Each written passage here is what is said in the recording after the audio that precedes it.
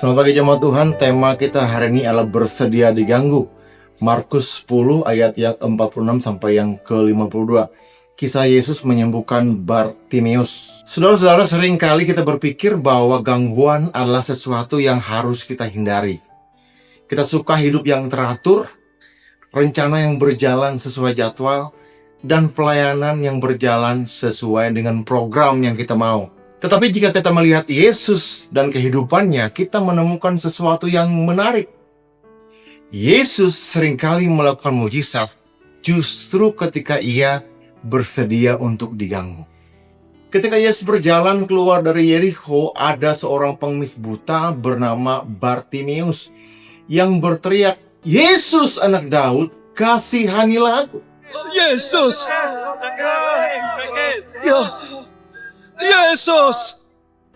Oh, anak Daud, kasihanilah kami!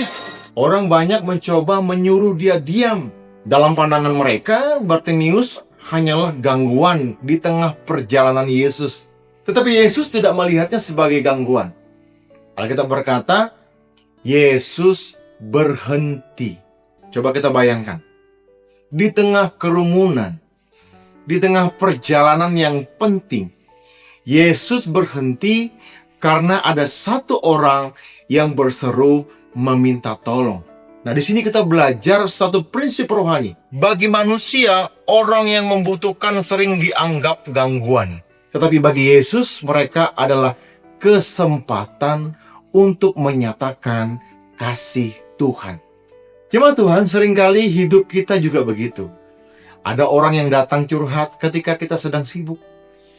Ada orang yang membutuhkan bantuan ketika kita juga sedang punya urusan yang cukup penting.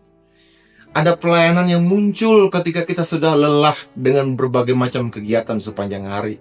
Pertanyaannya bukan apakah ini mengganggu saya, tetapi apakah mungkin Tuhan sedang memberi kesempatan untuk kita melayani orang lain. Orang yang dipakai Tuhan bukan hanya orang yang pandai berkhotbah saja atau pandai memimpin. Tetapi orang yang hatinya cukup lembut untuk berhenti ketika orang lain membutuhkan pertolongan. Yesus tidak hanya berjalan menuju tujuannya. Ia berhenti untuk seorang manusia yang berseru minta tolong. Dan ketika Yesus berhenti untuk Bartimeus, hidup orang itu berubah selamanya. Jemaat Tuhan, hari ini Tuhan mencari orang yang memiliki hati seperti ini. Bukan hanya sibuk melayani, tetapi juga bersedia diganggu demi kasih. Karena seringkali mujizat terjadi ketika kita berhenti dari kesibukan kita untuk memperhatikan orang lain. Mari jemaat Tuhan, maukah kita memiliki hati seperti Yesus? Mau berhenti untuk menolong orang lain? Karena seringkali Yesus juga demikian. Mujizat terjadi ketika Yesus sedang melakukan pelayanannya, dia diganggu oleh kebutuhan orang lain, kemudian orang itu mengalami mujizat ketika Yesus datang menjamah hidup mereka. Mari kita berdoa. Tuhan, terima kasih buat firman-Mu, ingatkan kami untuk bersedia diganggu, untuk bersedia melakukan pekerjaan Tuhan, sekalipun kami sedang lelah, sekalipun kami sedang sibuk, mungkin sekalipun kami juga dalam kondisi ada permasalahan. Izinkan kami Tuhan menjadi perpanjangan tangan Tuhan. Di dalam nama Yesus kami berdoa. Haleluya. Amin.